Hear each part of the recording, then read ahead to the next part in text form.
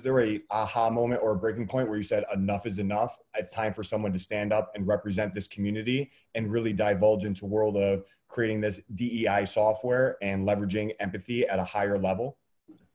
Yeah, I mean, there's a lot of sort of like moments along the way that led to this one, but what I always tell people is like the sort of the moment that I came up with Translator, like, and sort of put a stake in the ground, for lack of a better word, and said I'm going to do something about this, it was like very early in my transition. Like I'd come out, which by the way, it was like almost 5 years ago to the date, right? So like October, I think it was like October 12th or something like that of 2015 is when I figured this out. But I was standing in a Starbucks and I had this really nasty altercation with another customer.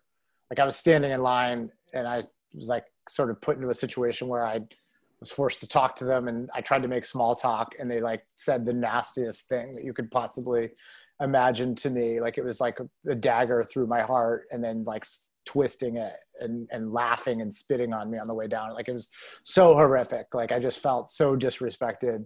And I remember watching them walk out of the Starbucks thinking to myself, like, if they only knew my story, like if they only like knew how hard I've worked my whole life to try and fit in, and like what I've done, not just to try and fit in, but like what I've done to other people. Like if they knew, like I've hurt so many people on the way. Like if they knew what I've done to try and fit in, they wouldn't judge me this way. And that was sort of the light bulb moment for me where I was like, oh my God, like that's the problem. Like, how could they understand my story?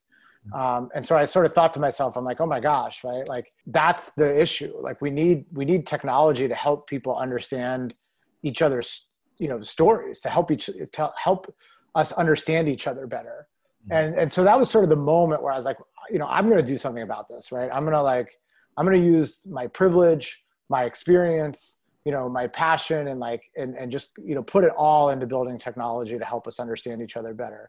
But what I realized pretty quickly is that like, while storytelling is like the key to empathy, oftentimes we can't hear each other's stories because we're so like, we're just programmed to not hear, it's like, I hate trans people, or I don't like Black people, or people that are overweight or that do the, have these things they have issues. And like, I'm just not I can't see past them. And by the way, I grew up like, right? I was taught to make fun of the trans community, the LGBT community, like anybody that was different than me. I was taught that growing up. All of a sudden I realized, I was like, wow, if we need to unlearn what we've learned, like we have to start off with self-awareness. And so that was like, became like the technology sort of foundation was like, we're going to teach people self-awareness at scale. And that was 5 years ago. And, it started off just sort of pencil and paper, or, just ideas. And I started sharing that idea with people and saying, hey, what do you think? What if we built technology that would do this? And, people would give me more and more feedback and say, yes, and it needs to do these things and those things. And eventually we had sort of wireframes and some original concepts. And about a year later, honestly, the Trump administration took over, and it became the catalyst for all of this, right? I mean, all the companies that we've been talking to doing research to say like, hey, here's wireframes, here's what this product could do and what it could look like. All of a sudden, everybody that we've been talking to is like, hey, that thing that you showed us last year, like, we need you to build that, because they felt threatened that, diversity and inclusion was going to be threatened by the administration, which in a lot of ways it is doing literally actually in the moment, right? I mean, they're talking about like banning diversity and inclusion training. So companies were hungry to like, counter that with technology, and we just happened to be in the right place at the right time. So.